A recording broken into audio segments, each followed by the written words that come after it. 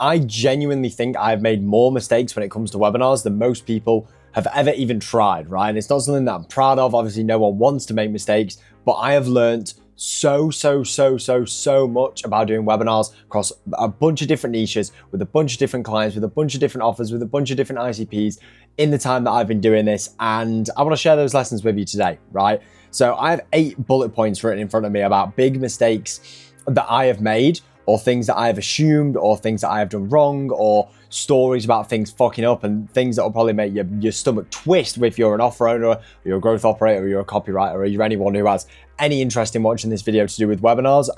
For context, who am I? I'm the webinar wizard. Some people just call me Charlie instead. You can just call me Charlie instead. But all I do is webinars. I run a company called Webinar Wizards where we literally do done-for-you webinars. We do consulting. We do calls. We do like some consulting, and we do some done-for-you. We basically just do every single thing to do with webinars. And if you're a growth operator looking to do this for your clients, if you're an offer owner looking to do your first webinar, or just improve on your next webinar, then this video is for you. So the first thing, right? This is probably going to be one more for the copywriters and the growth operators, and also some for the offer owners as well.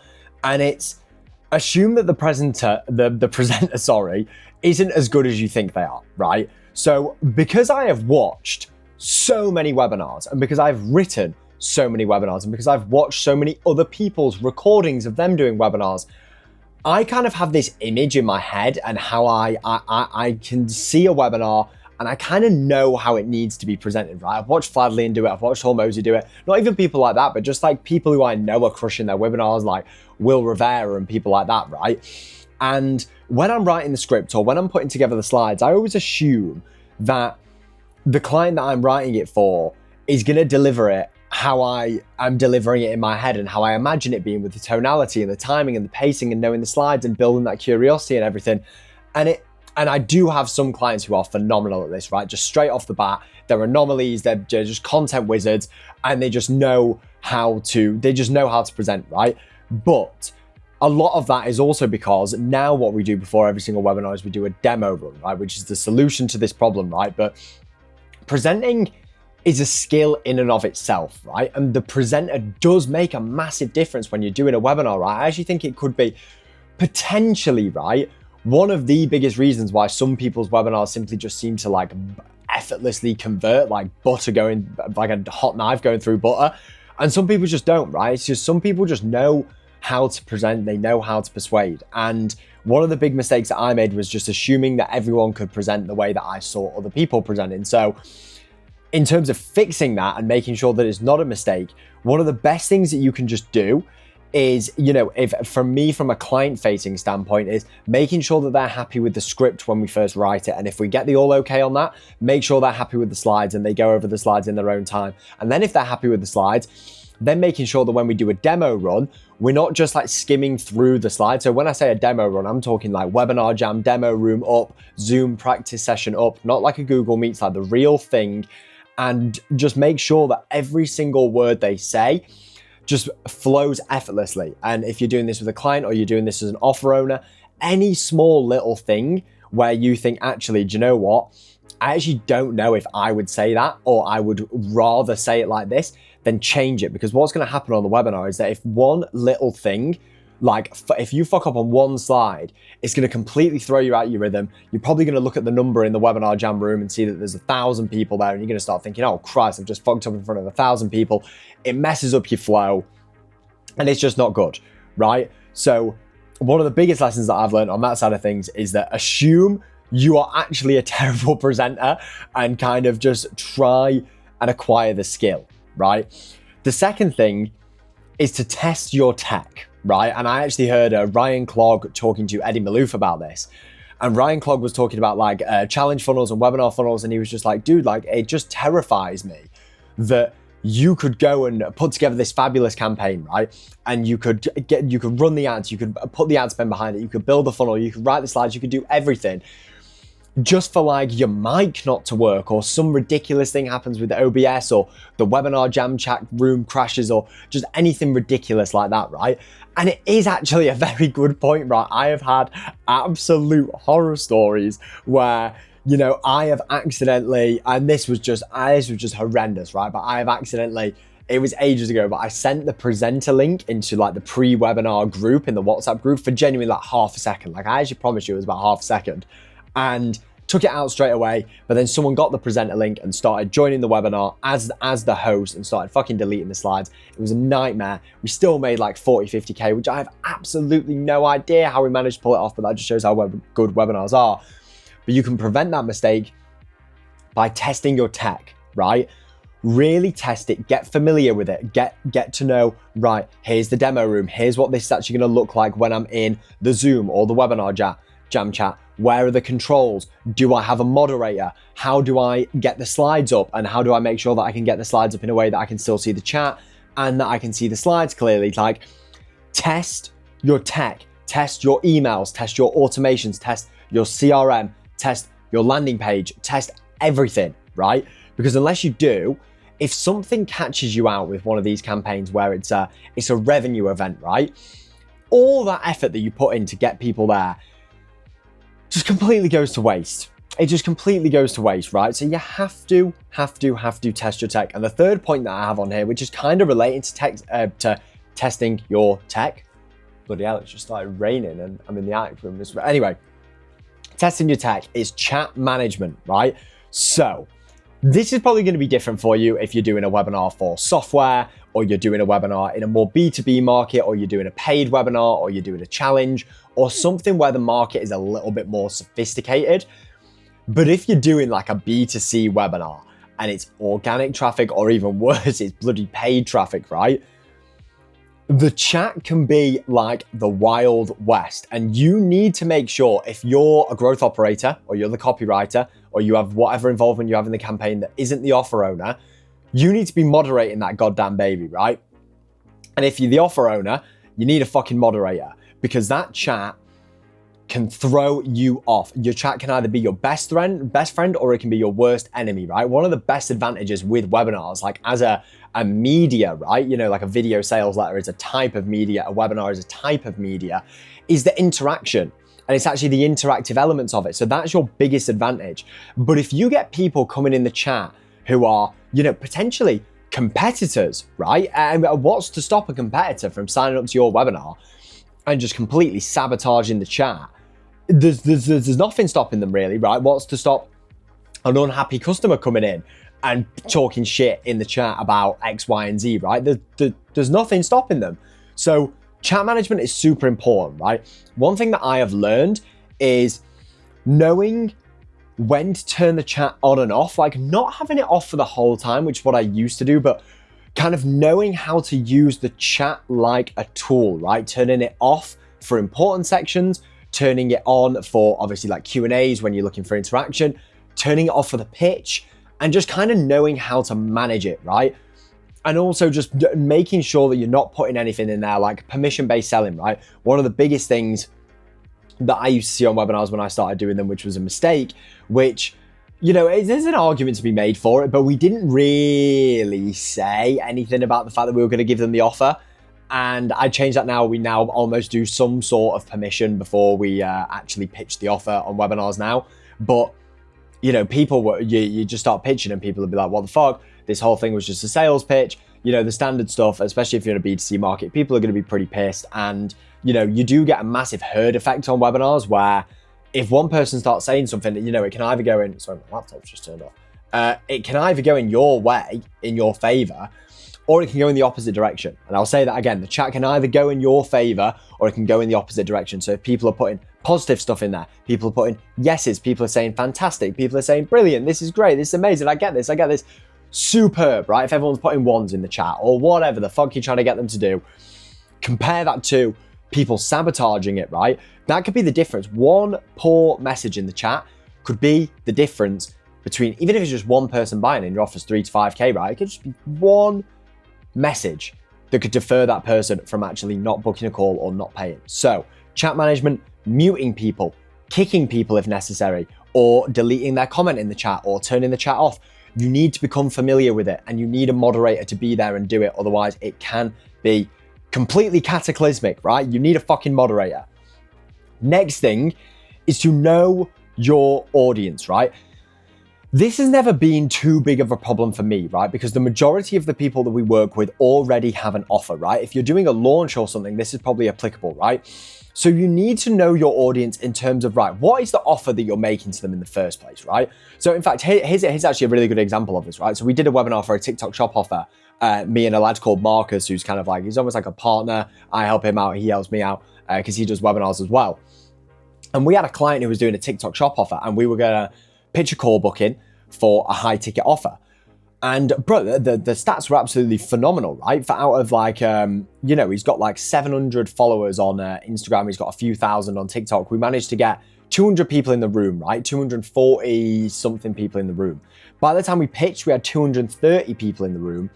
And then when we put the application in the chat, we had 200 out of the 230 people apply for the offer after we showed it to them, right? To book in a meeting. So the way that we did it, it was an application, and then the application then went to a Calendly if they were qualified, right? But here's the goddamn thing.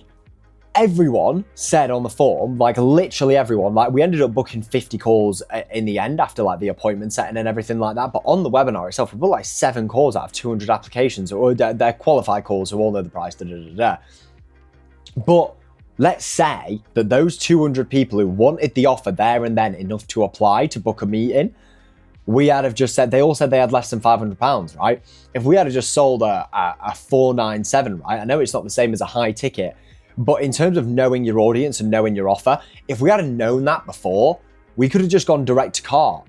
But let's say maybe not all 200 of them would have converted, but if 10 of them had converted, that's 4,997, right? So look, I'm absolutely shocking at maths. I'm a copyright, right? AKA would have been a lot of money, right? So on the offer side of things, know what your audience actually want, know what they actually need. Some of them might not need a high ticket program. Some of them might just want to get started, and then you can obviously ascend them to a high ticket program, which plays into the funnels and stuff, but also in terms of research, right? So the big risk that you kind of take when you do a webinar, right, is that by doing a webinar, you're essentially saying that I think a webinar is better, or it's a tool, right? A webinar is a tool, but in this situation, you're basically saying it's better for me to allocate my focus to doing one-to-many than it is to doing one-to-one. And there's massive advantage to doing one-to-many, but there's also, I'm not an idiot, right? Even though I do webinars all the time, I do understand that there is massive advantage to doing one-to-one, right? With simply just a call funnel or a low-ticket funnel, with fucking setters and closers, it's probably a lot easier to run, right? Obviously, the rewards aren't as big, which is why I do webinars, because I do believe that they are the best funnel in terms of impact, in terms of revenue events and everything like that. However, in terms of the research, right, with a call funnel, you can get people on the phone. And once they're on the phone, you can sell them anything, right? And you can then feed back the data from the calls, almost instantly back into the advertising, back into the VSLs, back into the landing pages. And that process can take time. But with a webinar, because you're basically taking the risk on, we're going to get a bunch of feedback all at once, but it might not be feedback that we actually like. And in terms of the research and stuff, when you're writing the script, you need to know your market so well, like so well than any other funnel, because you've got 1,000 people in that room who all live individual lives. You might have more than 1,000, you might have less than 1,000, it doesn't matter, right? They all live their own individual lives, and they all have their own pain and their own experience. And you need to know broadly enough on your ICP to know enough about them in so much detail that when you do that presentation, it almost feels like, it does feel like you're speaking directly to them. And that was one of the mistakes that I used to make. It was that I kind of like just used to take the Fladlian webinar framework and kind of just plug and play it for clients when I first started doing it. And then I realized that webinars are like writing a song, right? And yes, you can sample things, and each song has a pretty specific structure where it's got like a bit of a hook, and then you've got the kind of like first verse, and then you got the chorus, and then you got another verse, and then you got the chorus, right? But it's a different song, right? You can't just copy someone's song word for word and expect it to work for, I don't even know. Like if 50 Cent made the exact same song as Eminem, it follows the same framework, but Eminem's is going to be completely different to 50 Cent's, right? But crazy analogy. But do your research. Fifth thing is, if possible, don't rush, right? So because this is a revenue event, right? And because it is a big thing, right? You're getting a lot of leads all at once, and you are, trying to liquidate them at a massive amount of time, right? You need to have foresight. And you need to really map out the campaign from A to Z, right? So everything from, right, what funnel are we going to use? How are we going to get people there? You know, what are we going to put in the emails? What's the value proposition of the webinar going to be? How will that value proposition then transfer over into a presentation that will not only gratify and satisfy the curiosity that people had when they signed up, but also break their objections and their beliefs enough for them to then see your actual offer as the next step. And then after they've seen your offer as the next step, how are you running the sales process? How are you going to do the follow-up process? You need to have all of this mapped out with such clarity. And yes, you can bootstrap a webinar. And yes, I have bootstrapped webinars before in the past where I've had clients come to me and say, I want to do one next week, and somehow we make it happen and somehow we make it work. But I can tell you from experience and just a simple logical, understanding of webinars that if you don't rush this and you really do take your time to make a phenomenal presentation, and you do take your time to get the messaging right, and you get the ads right, and you make sure that all your tech is working, and you get the presenter to make sure they're absolutely phenomenal at presenting before the call, it will perform better, right? There's an argument to be said. It's kind of like the midwit thing, right? Where it's like launch fast or take your time and make it phenomenal. And then you kind of have the midwit thing where it's like, oh, we need to optimize for this thing, and nothing ever fucking gets done, right? Find a middle ground, okay? Give a webinar the love it needs, as if you were launching a core funnel, as if you were launching any other funnel, but don't take the piss with it, right? Make sure that you're happy with everything from A to Z. Yeah, that's point number 5, right? That was a mistake that I used to make, where I used to rush the shit out of them, and they would be good. But I know now from experience that when you actually show it love and you give it time, it performs so much better. Next thing, right? This is mainly for the growth operators and the copywriters who are maybe working with clients, but then it's also very applicable to offer owners as well, right? And it's kind of points 6 and 7 here are kind of interlinked with each other. And so the thing I have written down for point 6 is emotion, right? Webinars are a tool, and webinars are a funnel at the end of the day, right? And although a lot of people say like, oh yeah, one funnel, one offer, one whatever to get to $1 million, right? There's obviously an argument to be said for it. And bro, who am I to say? I haven't made my first million yet, so who am I to say it? However, webinars are a tool, and my 6 and 7 it's to do with emotion and the fact that I think that in terms of if you're a beginner, right? And maybe your offer's not, if your offer's not at 30 grand a month, maybe doing a webinar probably isn't the best thing to do, right? You would probably be better off just with a call funnel, okay? With setters, with closers, with that feedback loop, run some ads, do some fucking outbound, do an Instagram profile funnel, do whatever you need to do, right? Just get people on the phone, validate the offer, and then you can start looking at using webinars to clean up the leads at the end of every month, or start selling one-to-many for more leverage, right? But what happens if you don't have like consistent appointments, right? You don't have consistent clients coming in who are qualified. You don't have consistent systems week in, week out, is that you're going to put too much emotion on this webinar. And if webinars are like the day after webinars, like both me and offer owners, it's almost like a webinar hangover, right? Where you've put so much time and effort into this massive revenue event. And then once you've done it, you almost like, you kind of crash, right? And when you put this much emotion on a webinar and you put, and you give assent to the meaning of it, it can almost get too much for you, right? Whereas if you do know that you have a core funnel or an Instagram profile, I don't give a shit what you're running, right? But if you have consistent people coming in and closing, and then you can kind of be like, right, let's add a webinar on top of this, right? Let's not put all of our emotion into it and not roll all our cards on how many people are going to convert or how many people are going to book calls. See it as a bonus, see it as an extra, use it as a tool, right? If you're starting, obviously, if you're a bigger dog, you should obviously be going all in on webinars, putting the ad spend behind it, putting the promo behind it, and doing it properly, which obviously we can help you with. You can book a call at any point or join my newsletter if you're enjoying any of this. But that's point 6 and 7. Don't force yourself to do a webinar if you're not already like, It's kind of like Maslow's hierarchy of needs, right? You can't reach self-actualization, which in this case, let's take webinar as self-actualization, if you've not got food and shelter, right? Which is you've not got leads on the fucking calendar who are qualified, and you have a way of closing them, and you have a way of delivering for them, and you've gotten that to at least like 30, 50k a month. And that's it. That's 7 points. I know I thought there was 8. I don't know why I have 8 written down here. I should probably rub it off, but I wanted to do 8, but I couldn't think of an 8th because, you know, that pretty much encapsulates everything that could possibly go wrong. If you want to avoid these mistakes, obviously I do this literally week in, week out, and I can avoid these mistakes because I can clearly articulate to you where I've done it before and how I can avoid it in the future. Whether you're an offer owner, you're a copywriter, you're a growth operator, we offer done for you services, which is 50k in 90 days or you don't pay. We offer consulting services. We offer like elements of consulting and done for you, or just straight consulting calls, or literally whatever you need to do with webinars.